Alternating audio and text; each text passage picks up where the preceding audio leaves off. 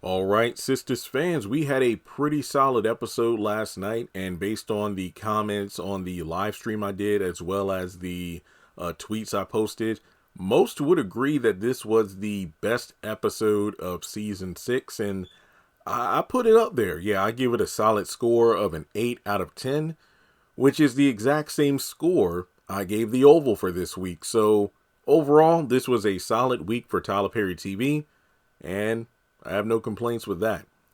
So this is season 6, episode 18 from the Blindside.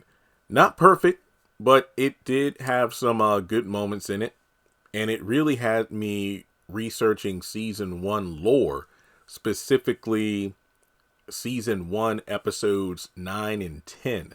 The last not the last 60 something seconds. So go to that episode. Start at the 40-minute, 20-second mark when Leslie comes into Andy's office, and then watch that scene, and then watch like the first 5 minutes of episode 10 and the last 5 minutes of that same episode. And you kind of get the scope of, oh, I think this stuff is coming full circle because Leslie told Andy about other women Gary was messing around with. No, not just seeing Gary with Jasmine's sister. There are other women, and it's about to go down. So before going further into the video, make sure you take a moment, hit the thumbs up button to show you like it. I'd really appreciate that. Hit subscribe. We're closing in on 300,000 subscribers. Follow me on social media. Links are in the description. And most importantly, hit that bell icon and select all. That way you're notified whenever I post content on the channel. Oh boy. Let me just say, for starters, I'm glad I was wrong. My prediction was, okay, yeah, this based on the sneak peek and whatnot, and just the format of the promo, I wouldn't be surprised if the cliffhanger ending of this episode will be Penelope showing up at Jordan's. Like, the entire episode is going to be about walking on eggshells, Gary being nervous, and, you know, nobody's understanding why. And it's like, wait, how do you know Gary? And it's like, what's going on? I mean, you're acting so weird. And then Danny's trying to get the tea, and then, like, Sabrina's trying to calm her down, and then Andy's just scowling the whole time. Penelope showed up within the first 5 minutes, and I'm like, hold up. Whoa, whoa, whoa, whoa. This episode might be something good and better than I expected. So Penelope does show up. Now, prior to that, you know, we pick up where we left off in Jordan's backyard. And it's that awkward feeling because Gary's acting like he doesn't know Andy. Andy's like, wait, what are you talking about? And then Jordan's just like, wait, so y'all know each other? Well, what's going on? And then from over, across the backyard, Danny and Sabrina spot Gary, and then they get up and walk over there, and it basically turns into the sneak peek scene where Gary's trying to get up out of there. Yeah, you know what? I'm about to go. Joe's like, no, you can't go nowhere. My sister's coming. I'm like, sister, huh? So the Penelope stuff. Okay, yeah, that's going to be a cliffhanger. But from there, he goes inside, and like I said, the sneak peek is pretty much what we see. The girls go inside first. Andy's pissed off. Danny wants, Gary to come in, and then he does. And then all the guys start bringing stuff in from the grill. And Penelope shows up, fine as I don't know what. And like the character description said, she is clearly pregnant. And for people asking, wait, how does she have a baby bump before Karen? It's very clear that Penelope is far along in her pregnancy, far more than the 2 months that Karen is into hers. So please don't trip over the, baby bump. All right. So what we learn a lot of stuff here, and what I'm going to do, I'm just going to go ahead and talk about all the stuff that went down at Jordan's place first, because surprisingly, this didn't take up the entire episode like I thought. We had the first, maybe 10 minutes or so, or less, 7 or 8 minutes at Jordan's place, and then it isn't until the end of the episode that we come back, because the middle of the episode was full of the other characters, which I thought was cool. All right. So we get some bombs. Tyler was dropping some bombs here. Penelope states she and Gary have been together for 3 years. Wrap your minds around that. First of all, 3 years is, just as long as Karen and Zach's toxic relationship, but they had a lot of breakups along the way. But in Gary's case, he was just seeing a lot of other women along the way. And it's funny because you got Sabrina and Danny trying to pick together the timeline of, oh, wow, okay. Travel, huh? Because Penelope says, yeah, Gary's always on these travel trips because Gary's trying to get Penelope so they can leave. But Penelope's like, no, you're always traveling and whatnot, and I rarely get to spend time with you. So no, we're going to stay here and we're going to have fun. Gary, baby. Wait, what? Gary, baby. So, 3 years. This means that the 6-month affair he had with Andy back, remember, season 1, episode 1, it was Andy's birthday, but it also marked 6 months of their affair. And Gary had always promised, I'm divorcing my wife. I'm leaving my wife. So those 6 months just paled in comparison to 3 years. And of course, this also means Gary had Penelope on the side while he was still married to Jasmine, who, as far as we know, the only affair she had was with Morris. Gary a dog, man, just for real. But he knows how to pick some fine ass women, I'll tell you that. So from there, wow, this is some good stuff. From there, we jump to the end of the episode, and everybody's just talking because, actually Penelope, it says, hey, you know what? Let's let the fellas have their time and, get the food ready and whatnot. Ladies, let's go over to the couch. So I want to get to know you more. And, she knows a lot about Andy because even after that one date, she gives off sibling energy. It's like, my brother really likes you. He talks about you a lot and whatnot. And Danny's like, wait, we only went out that one time. Yeah, but I could tell he really likes you. So they're on the couch. Danny, I'll get to Danny in a minute. Don't worry, I'll get to Danny in a minute. But Danny and Sabrina are on the couch with Penelope. Andy's like sitting on the arm of the couch, just kind of taking everything in because this is incredibly awkward for her. But we do learn some more about how, I believe Gary and Penelope went on like a blind date. And she thinks that he's wonderful. And they had gotten engaged right before she found out she had been, she was pregnant. And from there, he bought her a car and an apartment. And I'm thinking the first day, I'm like, oh, he ain't buy her no penthouse. But then she talks about how, oh, no, well, I don't really like those kind of, big cars and whatnot, because I feel like I'm not a really flashy person. You could tell Andy got offended. Oh, what do you mean by that? Well, I just feel like, people just do that for attention. And, it just doesn't seem right to like drive around in those expensive cars and whatnot when there are people starving and everything. And it's funny because, Andy was getting her toes all stepped on in that moment. And personally, and I said this during the live stream, personally, I don't think that's a right mindset to have. Hey, you're allowed to think what you want, but I think that isn't a fair way of assessing it. Like, I don't judge people if they live in nice houses and drive nice cars and wear expensive clothing.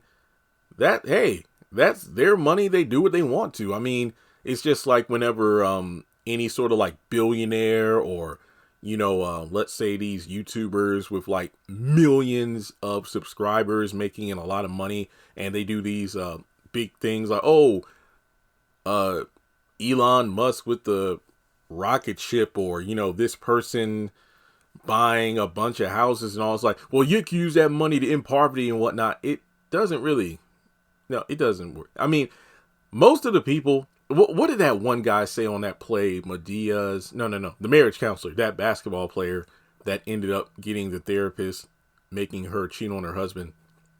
And he's like, money don't matter. The only people who say money don't matter are the ones who ain't got it. So it's like, yeah, I mean, if you worked hard for the money, I mean, yeah, some people are born into privilege where they are born into money, but especially those who are born into nothing and they work their asses off in order to earn a lot of money. If they want to, buy the cars and houses and whatnot that they couldn't afford back then, why shame them? That's all I'm saying. But regardless, then it's revealed that Andy drives a Rolls Royce. Like, oh wow, I didn't mean that about you. It's like, no, no, no, it's fine, it's fine. So from there, she does vouch for her brother, saying, look, my brother's a good guy. You know, he went through a divorce and whatnot, but he's just like our dad. You know, he's nice, thoughtful, hardworking, and loyal. So Jordan seems like a good dude. But, you know, and I'm not trying to throw him under the bus, but we've seen a number of times in this show that typically people who are allegedly good aren't necessarily good, but they're more like rare gems. So Jordan could be one of those guys. So Tony, out of nowhere, comes up and tries to grab Danny by the arm to get her to dance, and Danny's just like really drunk at this point, staggering around. So he eventually gets her to get up and dance. Then Rich goes with Sabrina, and Jordan, his sister, a lot of people are like, oh, she's being pushed, and I'm like, nah, Penelope was just giving off big sister, and I don't know who's older, but basically she's giving off pure sister energy. It's like, look, my brother likes you, Jordan, take this girl and dance. Jordan, take her and dance. But he's like, no, I really can't dance. So it ends up like Andy telling Penelope and Gary to go dance, and then eventually her and Jordan go and dance. But then they end up realizing, oh man, the food's burning. So the guys run outside. So Andy's like, look, grab our coats, let's get the hell out of here. What do you mean? I don't want to go, Andy. He's like, look, I can't do this to her. She's so gentle, she's so delicate, because Jordan even says while they're dancing, you know, yeah, I'm happy for my sister. Like, what do you think of, yeah, I think she's really sweet. Yeah, she's been hurt, you know, dealing with a lot of the wrong kind of guys, but Gary's a good guy, so, you know, I'm happy for her. And then, of course, Andy's heartbroken over that, because what I like is the fact that it isn't just about Andy and how she feels, but it's the fact that she doesn't want to destroy Penelope's life because she's so innocent, but at the same time, it's like, he's a dog. And people are kind of split on how Danny wanted to handle the situation, the fact that Penelope should have known. But regardless, these two start bickering back and forth, and then it gets loud. And I mean, Andy even cursed at Danny. I'm like, oh, dang, she's serious. I don't think I ever remember her doing that. But in the midst of their bickering, Penelope walks up. What did you just say? And then the episode cuts off there. So, yeah, we know what happens in the promo for next week, but I've already done a trailer breakdown. Make sure you check that out. Now to talk about everything else in the middle of the episode, which honestly really won't take that long, but the Zatima stuff, we do get some revelations with that. Okay. Brian, the contractor, goes over to Karen's unannounced without calling first. We unfortunately do not get an estimation. We only hear that, hey, it includes all the discounts, and if you aren't, you know, pleased with the price, you can go and, you know, compare it to other contractors in the area, just so you know that, you know, hey, I'm not trying to cheat you or anything. These are genuine prices, and, you know, hey, it's really not that bad. So he mentions, like, hey, you know what? Plus, you can just call your insurance company. They can assist as well. And she mentions how, hey, I don't have insurance. Oh, wow. Okay, so how are you going to pay for all this? Oh, well, I got the money. And if you notice, Karen, like, looks down at the floor when she says it. So it's like, do you mean Andy has the money? Aaron has the money? Zach has the money? Because you sure ain't got the money. But then again, two things. One, we don't know how much the estimation is. Two, we don't know where that $77,000 is. So there you go. But regardless of how much it cost, Brian says it could take around 5 months, maybe, due to the fact that they're, you know, hey, there's like a supply shortage, and that is very realistic. A couple of years ago, when I thought I was on the cusp of getting a home, I was told that it would take about a year for the home to be built, because with the pandemic and whatnot and inflation, a lot of the materials used to build homes, you know, were just, there was a shortage. So I like how in this show, that kind of element from the real world was taken into account. Like, hey, typically we can get these things fixed up pretty quickly, but there's a bit of a shortage in terms of supplies. Like with the house now, it typically takes about 2 months, give or take, to build. But due to the house that I'm getting being a popular model and supplies, not to mention labor, being in flux, it's going to take about 5 months instead. So personally speaking, from my life, I like the way it kind of matches up with Karen's situation here. Okay, so it's kind of interesting because I don't know, I can't really get a read on Brian, but here's my thoughts on it. I feel like he was being a bit too friendly with Karen, not necessarily a professional. That's just my take on it. If you just kind of notice like the way he was talking to her, because she was like, wait a minute, so yeah, I'm glad you're able to get an estimation so quickly for me, but how did you get it so fast? Like, oh yeah, well actually I just told my guys and whatnot that, we got like a beautiful single mother who's a business owner, and she's trying to get her business fixed up again, so we were able to look into it really quickly. And then from there, he mentions how, oh yeah, if you ever have any questions about like the baby and whatnot, feel free to let me know, because I got experience, because remember, he has a wife, and if I remember correctly, he and his wife have 2 sets of twins, as well as adopting his sister's 3 kids, so they got 7 in total. But basically, he kind of stumbles. He's like, yeah, I have a lot of, me and my wife have a lot of experience. Me and my wife have a lot of experience with babies. So, if you ever need like baby clothes or anything, we got everything from infant to age 9. So feel free to reach out if you need any help. And the thing about it is, it's just one of those things where even though he was quick to brush off Pam, because remember, Pam was the one that was attracted to him when he was introduced. And then when he came out and, gave Karen some information about the situation of her shop repairs, Karen mentioned how Pam likes him. And he was quick to kind of say, oh, well, I'm flattered, but I'm not, certain my wife would approve. Wait, wife? And then he holds up his hand, showing off his wedding ring. And then he mentions his kids, and Pam was instantly turned off.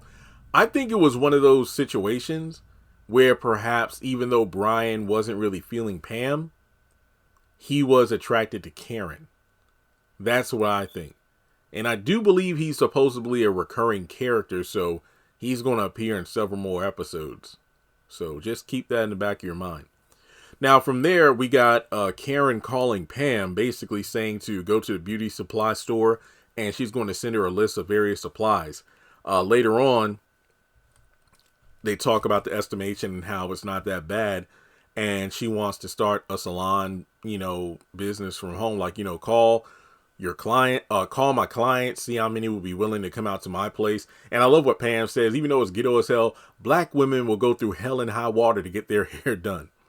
And it's not going to be a full-time gig, but it's like a part-time thing. So Pam, won't be making the same amount of money she would have been working at the shop, but it's something. But if it's for 5 months, Pam's going to either have to find another hustle or lay up under a man or something. I don't know. But Pam going to do what she got to do. But she talks about, how, you need to call this person, that person, to see if you can get the vents and whatnot. Because like I said before, it's a dangerous thing to be running that beauty salon out of her home. Because, again, with all them hair products and chemicals and all this stuff, not to mention, who knows what the electric bill will be if you're running all that equipment too. I don't know. There's a lot of things that Karen could do aside from doing out of her home. Like a lot of people have stated, there are probably a lot of different hair salon suites in Atlanta that she could rent out temporarily until her shop gets fixed up again. So she ought to do that as opposed to running it out of her home. But hey, she's going to do what she's going to do. But she does need to get some furniture moved around in her place, and she wants Pam to call some of the guys from the shop, and they're like, man, those guys don't want to hold anything heavier than a curling iron. It's like, you need to call Aaron. No, I don't want to call Aaron, because if I call Aaron, he's going to think it's more than just help. He's going to think it's like I want to get, together with him or something. Well, you ought to call Zach. No. Personally, I think that Pam is going to go out of her way to call Aaron and or Zach, probably just Aaron, to help out with the stuff, because one, dude is eager, and plus remember, he was the one that got Pam to make calls to different customers and whatnot, because remember, a large group of them came out to help clean up the salon in the first place. So yeah, that's what ought to happen. So from there, we make a brief stop over to Maurice and Calvin's apartment. The only thing good about this scene was the fact that, Calvin made it clear to Maurice, no, don't you ever say or mention Q's name again. But Maurice is going to the gay bar. Calvin's like, I'm going too. It's like, but it's a gay bar. That's never stopped me before. And I don't know. You just look at how Calvin, his mannerisms in this scene, it's like, It's kind of funny because I've done all these Maurice, Calvin, Sabrina, and bio videos and posts over the past week, and I'm just like, Well, basically, this fool has not learned anything. He's quick to find another man, and Calvin's like, don't you better not bring a man up in here again. The hell I won't. And it's like, okay. Like I said before, if I were Calvin, Maurice, you go out and have a good time. And then by the time he gets back, all my stuff is gone because I had moved out. Because the hell if I'm dealing with another Q situation again. But Calvin makes it his mission in order to find a nice guy for Maurice. So there's that. So, folks, we are wrapping things up. The last things to discuss have to relate to Zach and Fatima.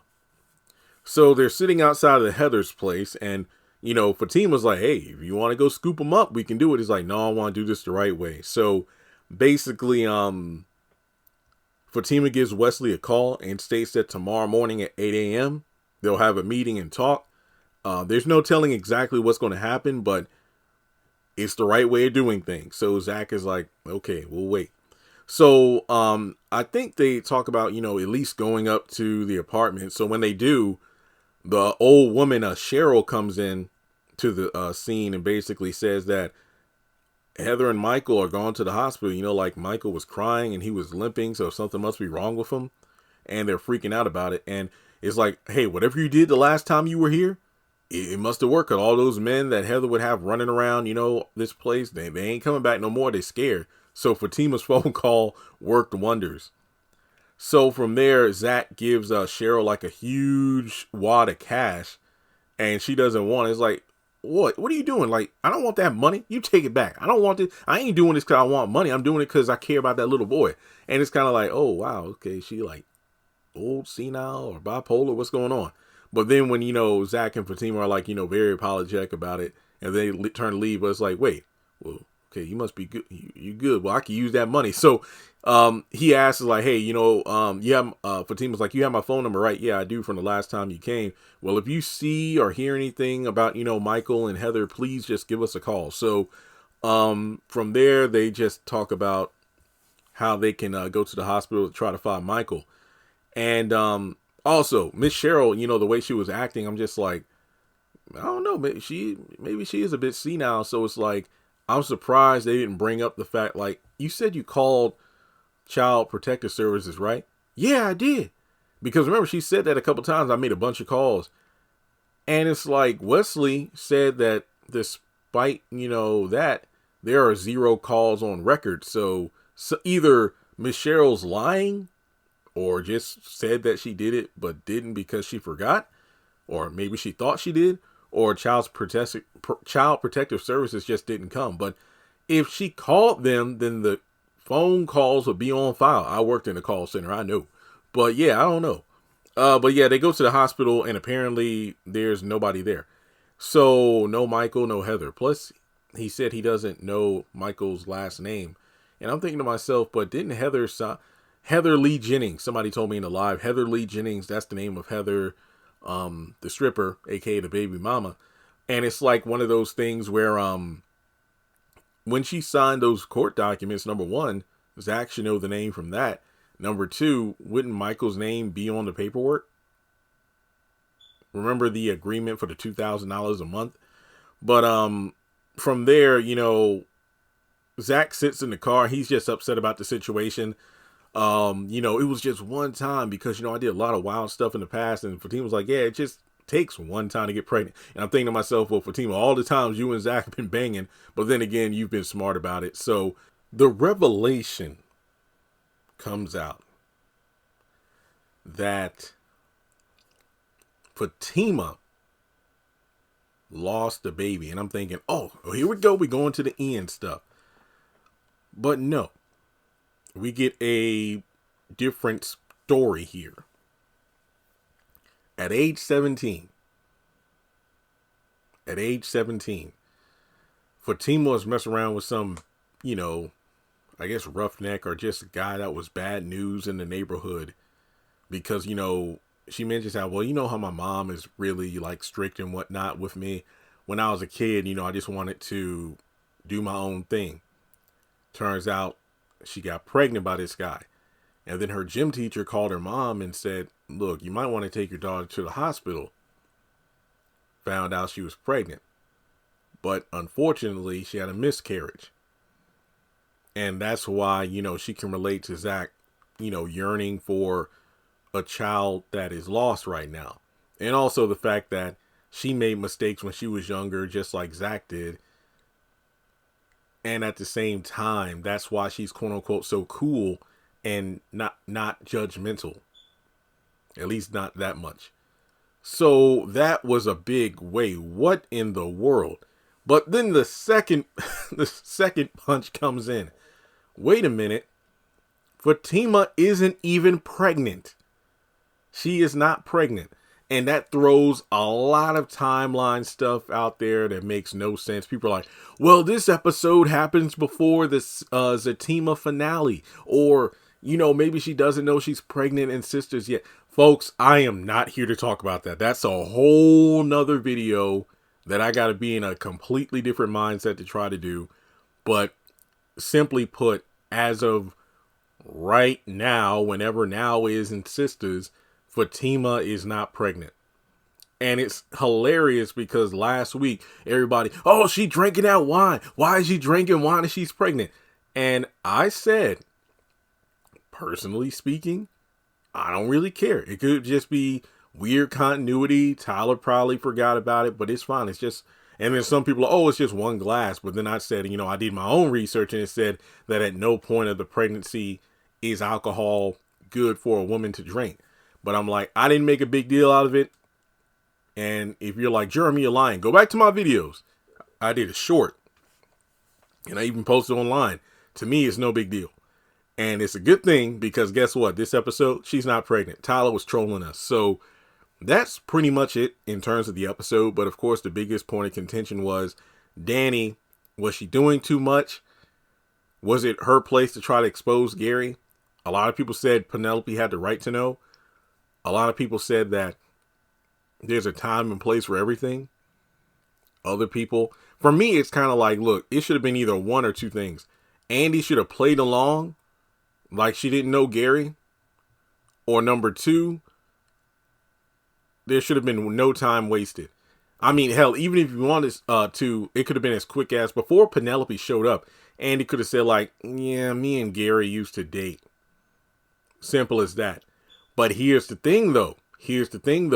Jordan could have been like, oh, wait, when were y'all dating? Andy could have been honest, like, not too long ago.